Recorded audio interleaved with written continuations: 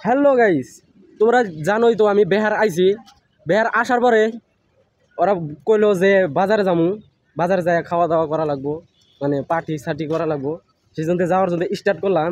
আর ওরা অল্প আগে আগে গেতেছে আমাকে থুয়ায়, তো ওদের সাথে সাথে যামু বলকের অ্যান্ড বলকের সাথে থেকে। তো গাইস, আমরা যে রুমে থাকি, রুমে থেকে বাড়াইলি হালেই হাইওয়ে মেন রোড পরে, তারপরে রোড ক্রস করতে হালেই দেখি গরুর ঘাস কাটার জন্য মেশিন নিয়ে আইছে। তারপরে শুনলাম এটা গরুর জন্য না, রাস্তা সাফ করে দিছে। সবাই কইতেছে এখান থেকে গাড়ি পাওয়া যাবে না, তাই আমি দেওয়ানের মতন আগে আগে গেতেছি আর ওরা ব্যক্তি পাশে পাশে গেতেছে। আমরা কিন্তু টানা 1 ঘন্টা ধরে গাড়ির জন্য অপেক্ষা করে আছি। আর সামনের দিকে হলো বাজার আর এদিকে হলো আসাম। 1 ঘন্টা অপেক্ষা করার পরে ফাইনালি আমাদের অটো আসা গেল। তারপরে ওরা চড়বো সামনে আর আমি চড়বো পাশে। মানুষ কিন্তু মেলা জন, তাই আটতেছে না। মনে হয় বড় হইয়া ভুল করে হালাইছি, গাড়ির পিছন দিকে উঠতেছি, তা আমার মাথা আটকা ধরতেছে। আর দেখেন এইটুক জায়গার মধ্যে 5 জন চিবাচিবি করে যাইতেছি। আর আমাদের কিন্তু বাজারে যাওয়ার টার্গেট ছিল, তা বাজারে গেলাম না। আর সবাই কইলো যে নদী আছে, ব্রিজ আছে, ওখান থেকে ঘুরে আসি। আঙ্গের সাথে আর অটোওয়ালার সাথে কিছুক্ষণ নাড়াই হইলো।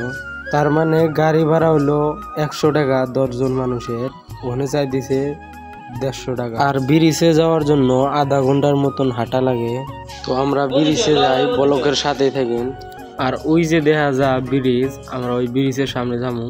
এই জায়গার আসার পরে ভিউটা মস্ত লাগছে, চারিদিকে সবুজ আর মাঝখানে আমি আছি। অলরেডি আমি ব্রিজের বগলে আশা পাইছি। আর দেখেন আমার আশেপাশে কত মানুষ, আমার কিন্তু অনেক শরম করতেছে। আর ওই জায়গায় ডিজে বাজাই দিছে, তারপরে মূর্তি ডাবাবো। আর জানি না ওরা মূর্তি কিসের জন্য ডাবায়। আর আমি তো পুরা হিরো আলমের মতন ব্রিজ ক্রস করতেছি। আর আমি মনে মনে ভাবি যে আমার যদি একটা গার্লফ্রেন্ড থাকতো এই ব্রিজে নিয়ে আসতাম। আর আমার পাশে দেখেন কত টাকলু খাড়া আছে। এই জায়গায় কিন্তু মূর্তি ডাবাবো, সেই জন্য এত মানুষ। এই ব্রিজে কোনোদিন কিন্তু মানুষ থাকে না। এই সেরিগোনা খালি আমার বিলা চা থাকে, মনে হয় আমার হাতে লাইন মারবো। আর লাইন মারলে কিন্তু ভালোই হতো, আমার আবার কোনো গার্লফ্রেন্ড সালফ্রেন্ড নাই। আবার কি আমার সব সেরি দেখলে ভালো লাগে। সামনে একটা দেখলাম আর ওই পিছনে একজনের দেখতেছি, তামাম ভালো লাগতেছে। আমার ভিডিও বানানি দিয়ে একটা বাইক দিছে, কিছু কইয়া ভিডিও বানাও, চুপচাপ ভিডিও বানাও কে। भैया से मुलाकात हुआ। हाँ भैया कुछ कहने के लिए बोल रहा है। क्या मैं बोलूं? बोलो कुछ बोलो, जो मन में है वो बोलो, जो मन में आता है वही बोलो। मन में तो बोल देते हैं, बोलना क्या है? ভাইটা কিন্তু আমাক সওয়াল পুইছা একবার পাগলা বানায় দিল। আমি কইলাম যে ভাই আমার কাছে কোনো মাইক নাই, সেই জন্য এইভাবে ভিডিও বানাই।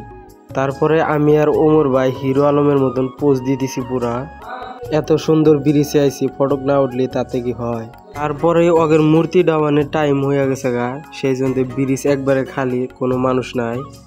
আর ওই যে ওখানে ওরা মূর্তি ডাবাবো, তাই মূর্তিটা নিচে আনতেছে। আর পুরা গান লাগা দিছে আর মানুষ ড্যান্স করতেছে। এগুলা সব দেখে পেটে অনেক ক্ষুধা লাগতেছে, তাই আমি হিরো আলমের মতন আগে আগে বাজারে গিয়ে দিছি। হোটেলে যাবো, যাই কিছু খামু। তারপরে আমরা ফাইনালি হোটেলে আসলাম। হোটেলের নামটা কইতে পারলাম না, হিন্দিতে লেখা আছিল। তারপরে সবার জায়গায় বসে গেল। আমি মনে হয় জায়গা পাম না, আমি যাই জায়গা ধরি। ফাইনালি আমিও বসে গেছি আর ভাত অর্ডার দিছি, আর ওরা সবাই রুটি খাবো। আঙ্গের ওমর ভাই কিন্তু অলরেডি 3টা রুটি খাই হালাইছে, আরো বলতেছে 2টা দেওয়া। আমার কিন্তু অলরেডি খাওয়া হয়েছে, তাই আমি ক্যামেরা নিয়ে পুরো পোজ দিতেছি। আর ওগের কিন্তু এখনো খাওয়া হয় নাই। আর আজকের ব্লগ কিন্তু এখানেই এন্ড করবো। বাই বাই, সবাই ভালো থেকে।